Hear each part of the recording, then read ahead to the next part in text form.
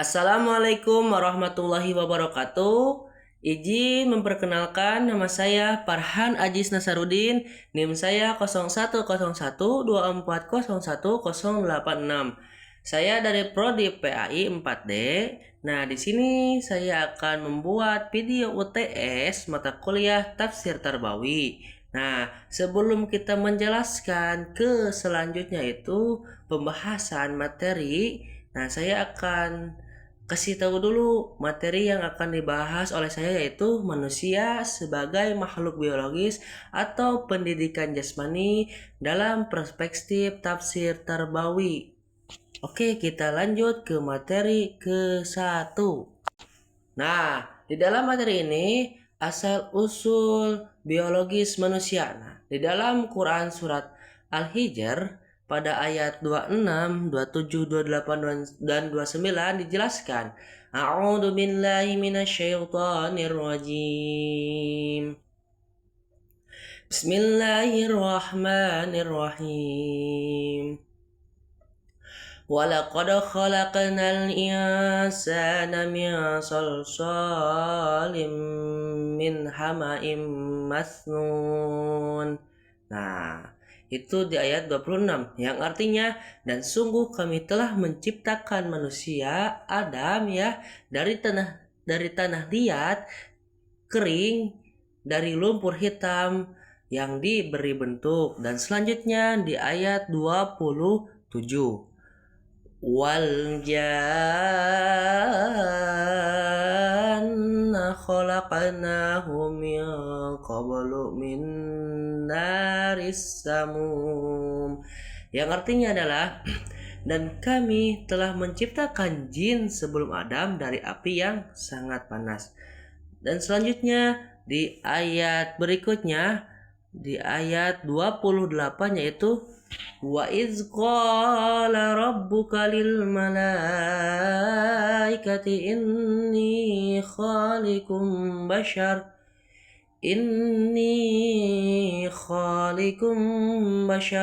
min salsalim min hama'im masnun, yang artinya dan ingatlah ketika Tuhanmu beriman kepada para malaikat, sungguh aku akan menciptakan seorang manusia dari tanah liat, kata Allah ya, dari tanah liat kering, dari lumpur hitam yang diberi bentuk. Nah, selanjutnya ayat berikutnya yaitu di ayat 29. فَإِذَا سَوَّيْتُهُ وَنَفَخْتُ فِيهِ مِنْ رُوحِي فَقَعُوا لَهُ سَاجِدِينَ, yang artinya, maka apabila aku telah menyempurnakan kejadiannya dan aku telah meniupkan roh ciptaanku ke dalamnya, maka tunduklah kamu kepadanya dengan bersujud. Nah, selanjutnya kita ceritakan dulu, kita jelaskan dulu maksud dari Quran surat Al-Hijr ini. Nah, pertama, manusia itu diciptakan dari salsal, tanah kering seperti tembikar yang mengandung unsur-unsur bumi. Nah, jadi maksudnya tanah kering itu, manusia itu mengandung unsur-unsur bumi seperti mineral, air, dan zat organik tuh. Manusia butuh ya kepada mineral, air, dan zat organik karena manusia itu makhluk yang biologis ya. Ini adalah dasar biologis kita. Tubuh manusia secara ilmiah memang tersusun dari elemen-elemen yang ada di bumi. Karena manusia itu kan seperti membutuhkan air ya, membutuhkan zat karbon dioksida atau zat gas atau zat yang lainnya gitu ya. Dan keduanya adalah Allah menyempurnakan bentuknya ya sebelum meniupkan ruh, artinya dimensi fisik manusia disiapkan dulu dan dimuliakan terlebih dahulu oleh Allah. Itu tubuh kita bukan sesuatu yang hina. Nah, jadi ia adalah wadah mulia yang Allah sempurnakan. Jadi manusia itu adalah bentuk yang benar-benar mulia yang Allah ciptakan dengan sempurna. Nah, yang kedua adalah ada di dalam Quran surat Al-Baqarah ayat 247. Nah, mari kita baca dulu ya Quran surat Al-Baqarahnya. A'udzu billahi minasyaitonir rajim. Bismillahirrahmanirrahim. وقال لهم نبيهم إن الله قد بعث لكم طالوت ملكا قالوا أنا يكون له الملك علينا ونحن أحق بالملك منه ولم يؤت سعة من المال قال إن الله اصطفاه عليكم وزاده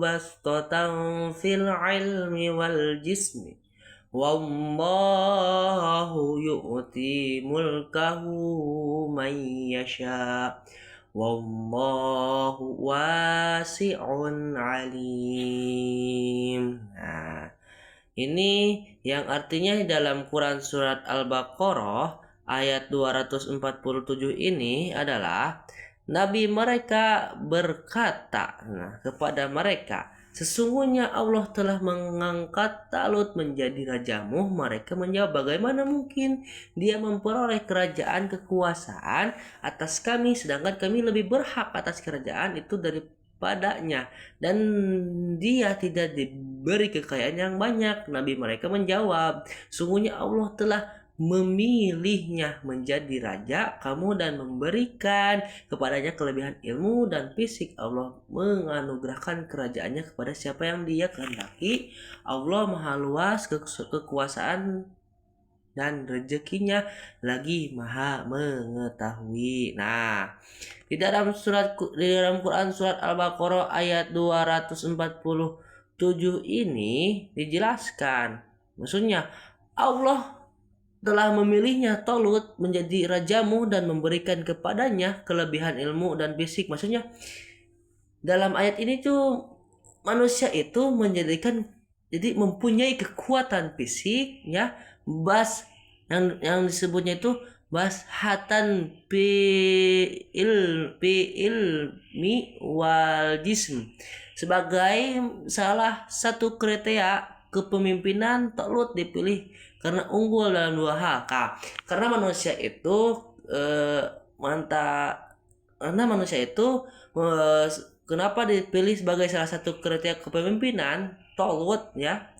Karena manusia itu mempunyai dua keunggulan. Satu, dalam kedua keunggulan itu, satu, manusia mempunyai ilmu pengetahuan, dan kedua yaitu jasmani.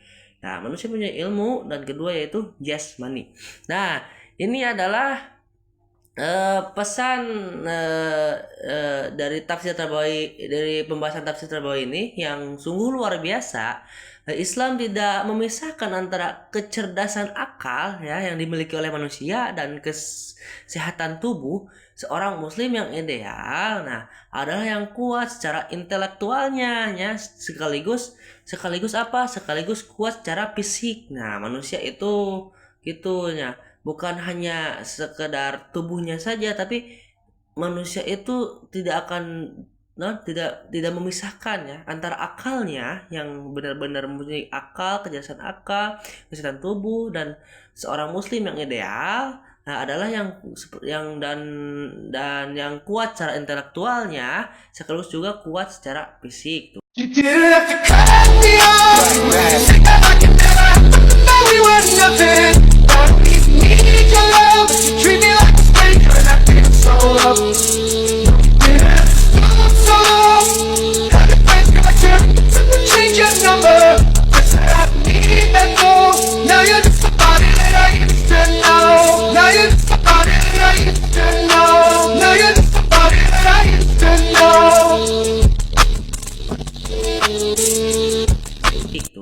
keunggulan dan kelebihan manusia ya. Mantap. Jadi apa ya? Kriterianya itu ada kriterianya itu kenapa manusia menjadi tolut gitu, sebut tolut atau menjadi pemimpin atau kepemimpinan. Itu karena manusia itu mempunyai kecerdasan akal, kesehatan tubuh ya, dan kuat secara intelektual dan secara fisik juga. Nah, jadi tubuh yang sehat adalah amanah ya, amanah yang wajib dijaga dan dikembangkan. Nah, lanjut yang ketiga adalah di materi ini adalah implikasi pendidikan jasmani dalam Islam. Maksudnya kayak gini ya. Setelah memahami ayat-ayat tersebut ya dari Quran surat Al-Hijr terus Al-Baqarah, kita harus juga bisa apa ya, mengimplikasikan ke dalam pendidikan ya, maupun itu pendidikan jasmani atau pendidikan yang lainnya gitu kan.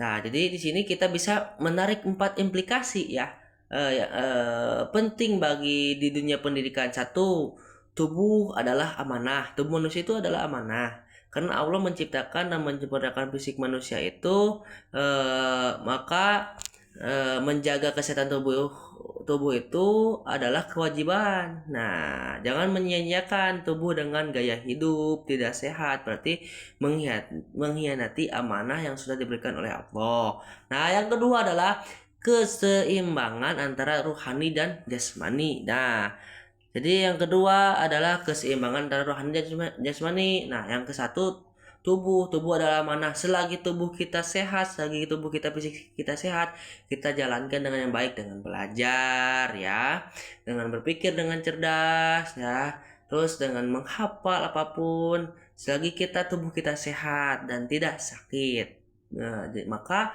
kerjakanlah sebaik-baik mungkin, kerjakanlah yang benar-benar bermanfaat ya selagi tubuh kita sehat. Yang kedua adalah yang tadi itu disebutkan keseimbangan antara rohani dan jasmani. Al-Quran tidak mendikotomikan jiwa dan raga. Nah, pendidikan Islam yang baik harus menyeimbangkan keduanya secara bersama-sama. Nah, jadi kita harus seimbang antara rohani dan jasmaninya ya.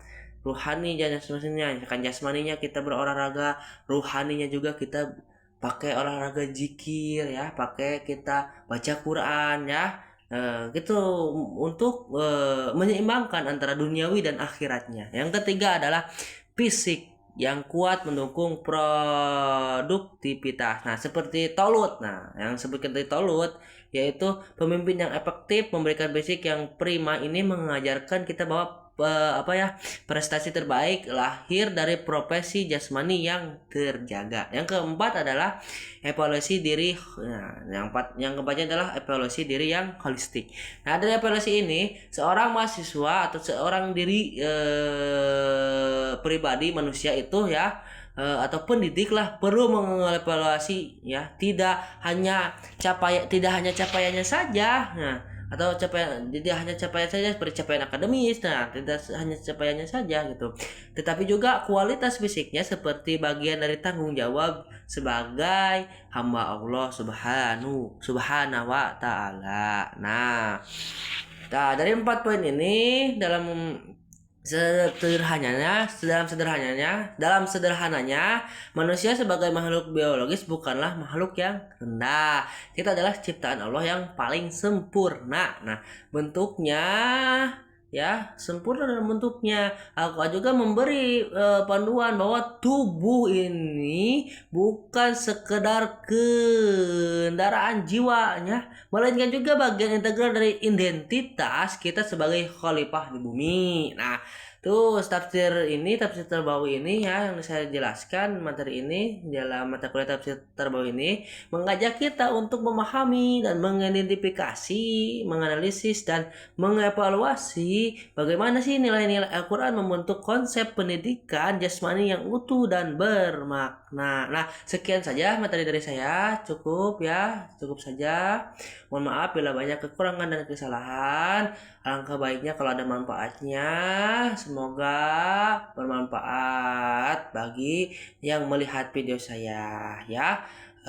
Kesalahannya itu hanya ada dalam diri saya pribadi. Wabillahi taufiq wal hidayah. Wassalamualaikum warahmatullahi wabarakatuh.